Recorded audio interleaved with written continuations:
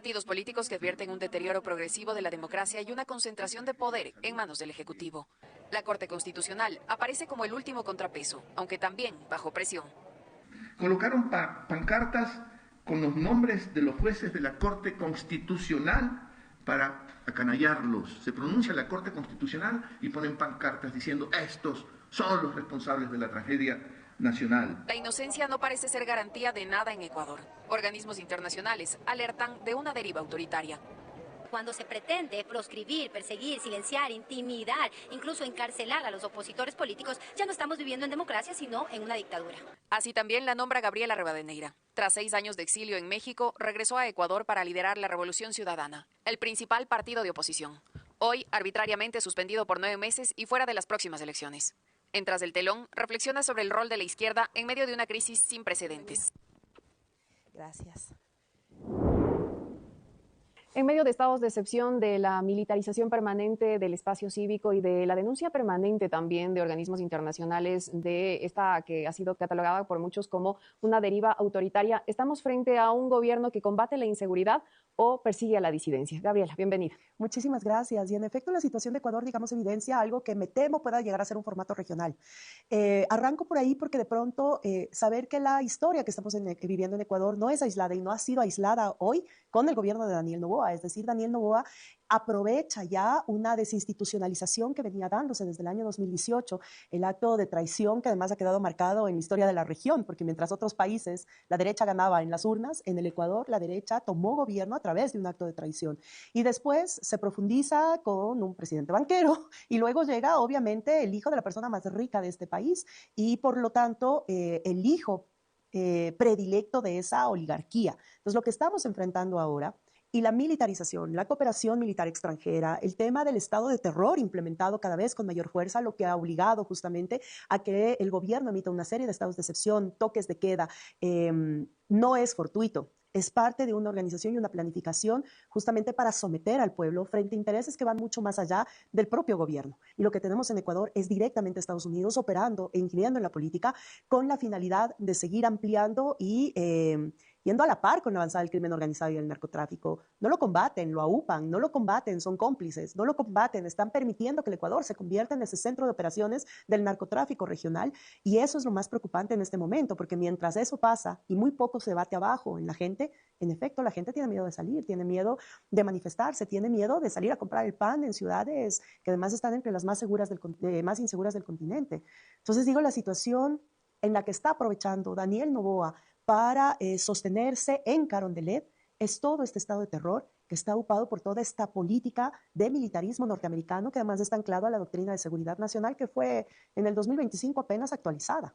¿Cómo está leyendo Daniel Noboa a su pueblo? Sobre todo considerando que hubo una consulta popular desarrollada en noviembre de 2025 en la que claramente el pueblo manifestó su posición con respecto a 4 preguntas, sí, pero a 2 básicas. La una, la prohibición del establecimiento de bases militares extranjeras en el país y la otra, en contra de también reformar una constitución que fue aprobada por el pueblo en 2008 y que fue ahora ratificada el 16 de noviembre de 2025. Sin embargo, a pesar de aquello, a través del legislativo, a través de la Asamblea Nacional, se están promoviendo una serie de reformas que muchos la califican como retrocesos en derechos fundamentales y por otro lado se promociona, no solamente que se permite, sino que se promociona la participación de tropas extranjeras como las estadounidenses dentro de la política de seguridad. ¿Cómo está leyendo Daniel Noboa a ese pueblo que en las urnas le dice que no, pero que él al final del día sigue implementando políticas que se van en contra de ese mandato?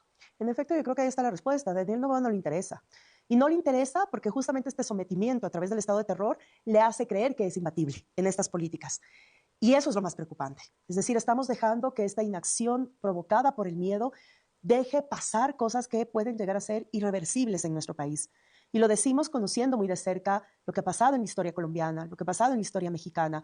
Y sabemos que hay territorios que cuando son tomados en su totalidad por el narcotráfico y el crimen organizado, se vuelve casi irreversible a no ser por la fuerza de gobiernos que apuesten a la recuperación de ese territorio.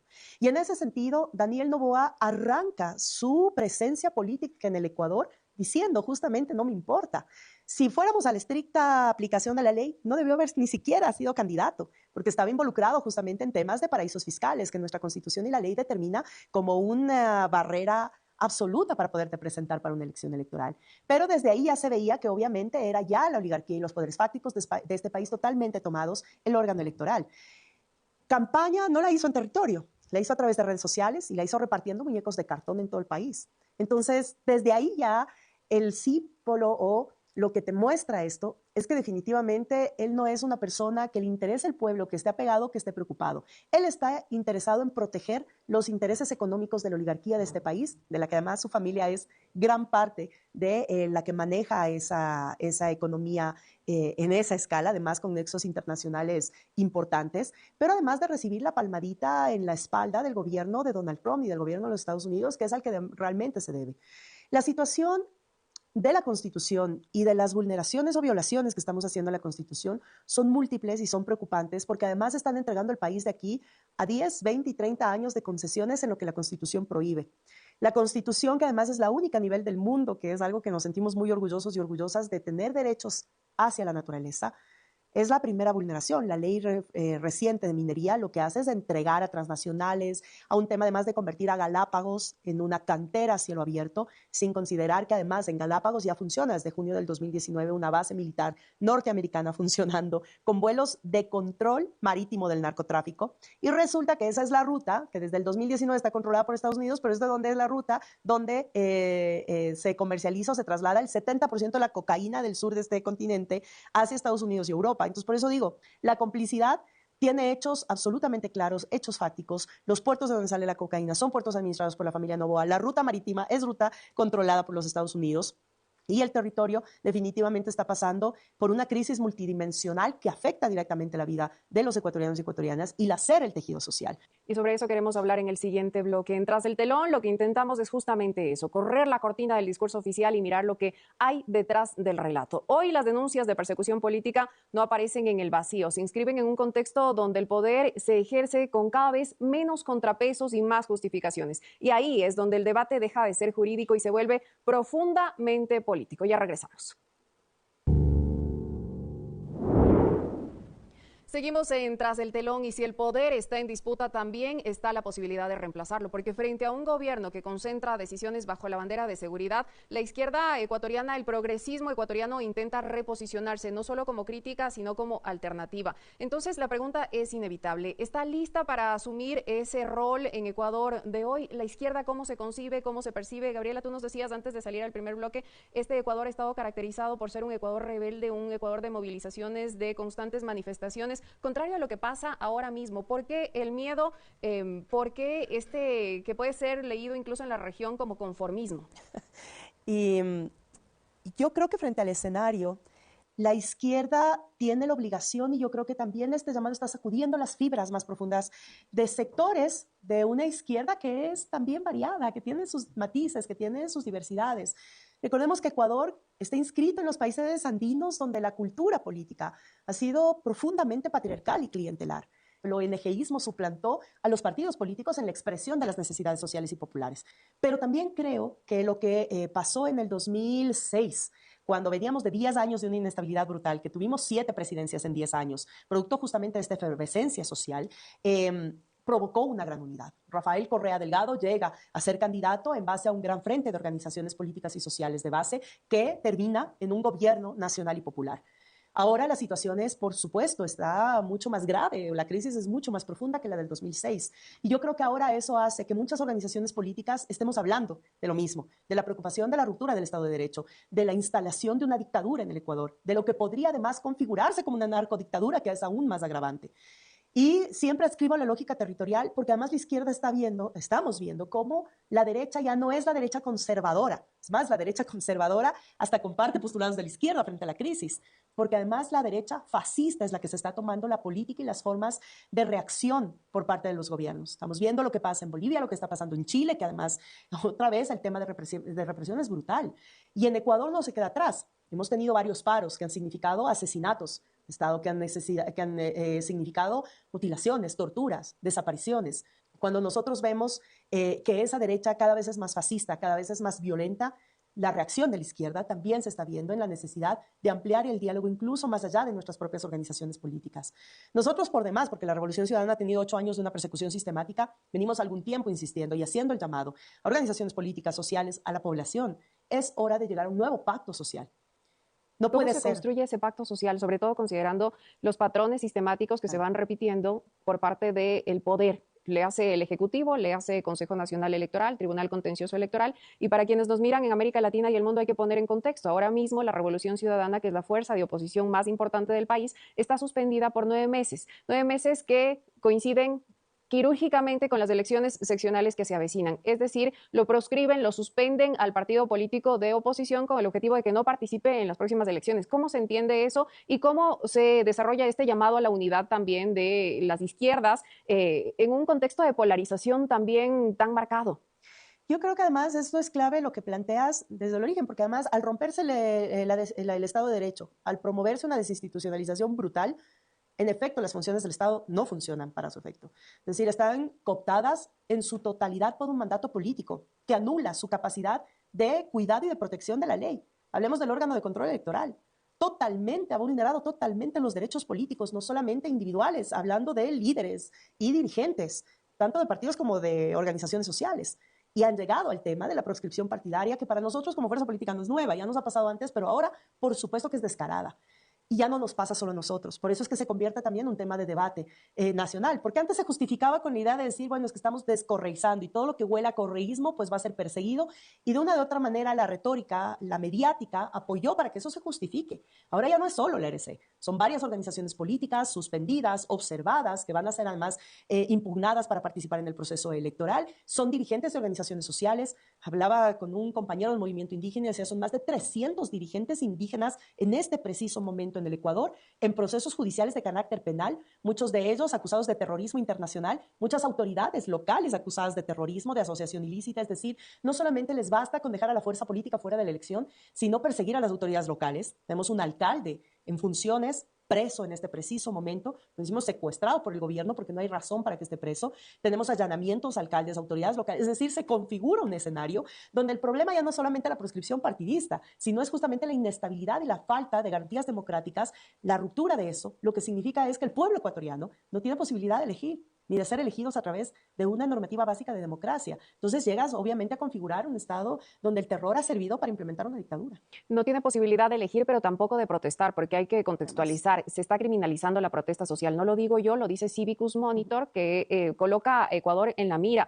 Coloca al Ecuador entre los países donde no se respetan los derechos humanos y hace un especial énfasis en lo que pasó en el paro de 2025, cuando hubo precisamente organizaciones sociales, organizaciones ambientales, líderes indígenas que fueron criminalizados y que ahora mismo, como bien explicas, están siendo investigados por la Fiscalía por asociación ilícita, por terrorismo, por enriquecimiento ilícito, es decir, una serie de procesos que en definitiva desgastan esos liderazgos y que desgastan también la posibilidad de protestar. ¿Por qué la gente no sale a protestar en Ecuador?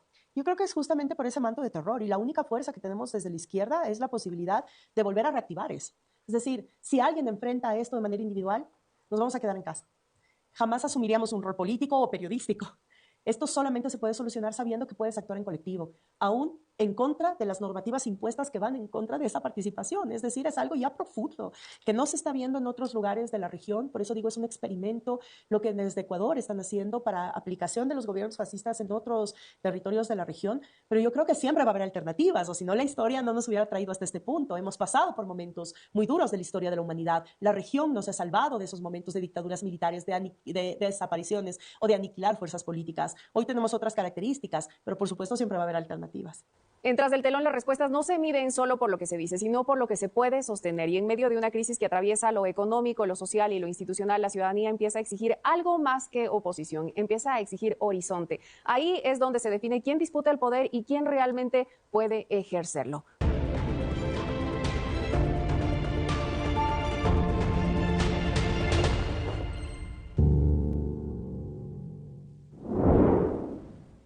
Continuamos en Tras el Telón y llegamos al punto final y el punto más sensible de esta conversación, la democracia, porque cuando el poder se concentra, cuando el discurso oficial se impone y cuando las versiones se enfrentan, lo que está en juego no es solo un gobierno, sino las reglas mismas del sistema. ¿Estamos ante medidas excepcionales o estamos ante una nueva forma de gobernar, Gabriela? La medida excepcional se convirtió en forma de gobierno, eso es lo agravante.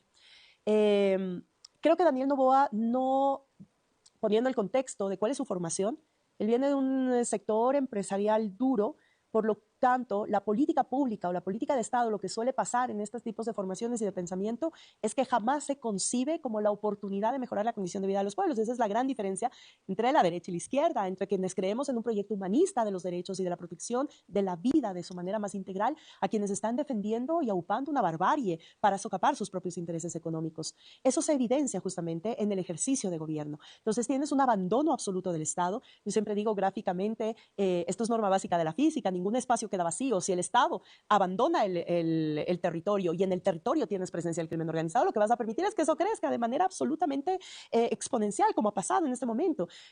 Rafael lo dice muchas veces, lo dice...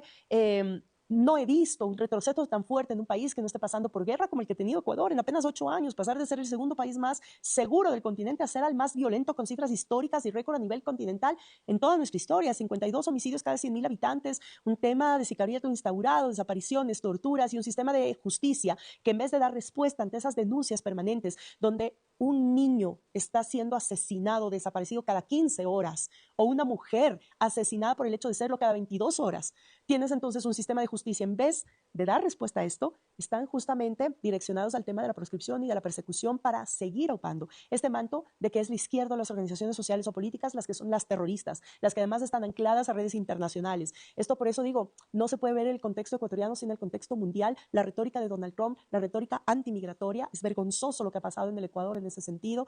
Es decir, hemos perdido toda percepción de por dónde el Ecuador puede tener un rumbo. Y el resultado de eso es que cuando tú preguntas a la gente, las encuestas lo que te dicen es que un poco más del 50% de la población ecuatoriana, su opción es migrar. Entonces, si eso no nos duele, si eso no nos lacera, estamos perdiendo una oportunidad histórica desde las fuerzas progresistas y de izquierda de plantear realmente una alternativa.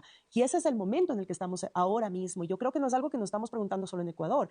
Recientemente hemos estado en conversaciones con Argentina, con Bolivia, con Perú. Es decir, hay la necesidad inminente que de manera regional los pueblos y las organizaciones políticas y sociales tomemos la batalla desde el humanismo, la batalla desde los derechos, la batalla desde la vida, volver a motivar esas fibras sensibles, volver a hacer pedagogía popular, volver a mover los territorios desde su base más sentida, desde la gente que no tiene cómo vivir, qué comer, dónde sostener el desarrollo de sus hijos y de sus hijas. Yo creo que ese es un llamado que siempre la violencia fascista va a provocar. Es decir, si esto estuviera tal vez mal calmado en un gobierno socialdemócrata, posiblemente la pasividad fuera otra. Pero frente a la violencia instaurada, nosotros siempre lo decimos, la violencia no es la alternativa, pero tampoco el silencio, tampoco la inactividad. Y ahí está el reto que tenemos ahora. ¿Qué opina de los criterios, de los cuestionamientos que surgen de organizaciones internacionales, de la propia Organización de Naciones Unidas, que cuestionan, que ponen en duda la existencia misma de un conflicto armado interno? Es que justamente cuando Noboa arranca, y recordemos muy bien ahora, cada vez con más certezas, después de que supuestos aliados del gobierno de Daniel Noboa, que son los cabecillas de grandes grupos de crimen organizado y narcotráfico, están desde el exterior, desde España, declarando su involucramiento con el gobierno, todo cobra sentido. Cuando el gobierno de Daniel Noboa saca el decreto de que va a combatir grupos terroristas porque estamos en una zona y en un país de casi de guerra, como lo dijo Reinberg, el ministro de gobierno, en una entrevista, fue a raíz de la toma televisada de un canal de televisión. Y desde ahí empezar el nerviosismo de lo que produce tener crimen organizado, mafia y sicariato permanentemente en las calles de nuestras ciudades. Entonces es un guión absolutamente montado, nefasto, maquiavélico, pero que además ha servido para que mantengan esa retórica. Ahora, menos mal, ya no somos nosotros los que decimos eso, porque las Naciones Unidas ahora lo están diciendo, las relatorías de derechos humanos lo están diciendo, organismos internacionales que están midiendo día a día lo que está pasando en la región. Entonces ya sale de una retórica de correísmo, anticorreísmo, ya se convierte en una realidad que tiene que ser enfrentada desde una responsabilidad de la política y de lo público. Y sin duda alguna, este manto y estas declaraciones que sirven para que Noboa siga gobernando a través, si gobernar es la palabra, sigue haciendo presencia a través de esta excepción y toque de queda, se convierte en una naturalidad. Entonces, ¿cómo analizamos, cómo nos colocamos en esa disputa del relato cuando se se habla de conflicto armado interno, de lucha contra el narcotráfico y se cierra el 2025 como el año más violento en la historia de este país. Yo creo que justamente esos relatos son los que están anclados a las élites, ¿no? Esto es histórico, lo ha pasado en nuestros países. Es más, en un momento determinado de nuestra historia, los medios de comunicación eran considerados poder de Estado, comandaban esas decisiones. Entonces, ahora pensar que puede ser diferente con toda la avanzada tecnológica, además teniendo a los grandes aliados de estas, no solamente élites económicas, sino la red más grande de pedofilia del planeta, Elon Musk comandando el tema de los algoritmos, todo lo que pasa en ese mundo, cada vez es más compleja la tarea y la lucha. Pero hay que hacerla desde el tema de la lucha por la verdad y la sensatez. Insisto, el tema territorial es fundamental para romper la retórica. Nuestra bancada, por ejemplo, legislativa, es una tarea titánica, invisibilizada, obstaculizada, todos los procesos de fiscalización, incluyendo lo que está ocurriendo con los bombardeos, incluyendo con lo que está pasando con la militarización en zonas de supuesto conflicto, todo eso está prácticamente paralizado y a quien se atreve a denunciarlo le cae querella judicial. Entonces, ese es el modus operandi que tenemos. Sin embargo, insisto, el silencio no es una opción, el silencio siempre va a ser cómplice. Y lo que tenemos ahora es que buscar este tipo de formas. Y yo me solidarizo contigo, con Telesur, con los periodistas, con los activistas, con los defensores de derechos humanos, con quienes están en territorio levantando la voz. Hay que romper el cerco mediático, hay que hacerlo. Y lo único que podemos hacer es seguir tejiendo redes, seguir haciendo que este sueño sea posible, el sueño realmente de salir de este abismo y poder volver a un país que le presente al país una alternativa de vida, a la gente una alternativa de vida, donde la migración no es la primera opción, sino donde el país del desarrollo, del buen vivir, del summa causa, siga siendo una hoja de ruta común. Gabriela, muchísimas gracias por estar tras el telón. En Tras del Telón, lo que queda sobre la mesa es una tensión que no se puede ocultar: seguridad versus derechos, control versus democracia, y en esa tensión el país entero está siendo empujado a tomar una posición, incluso sin querer hacerlo. Nosotros nos despedimos, hasta la próxima.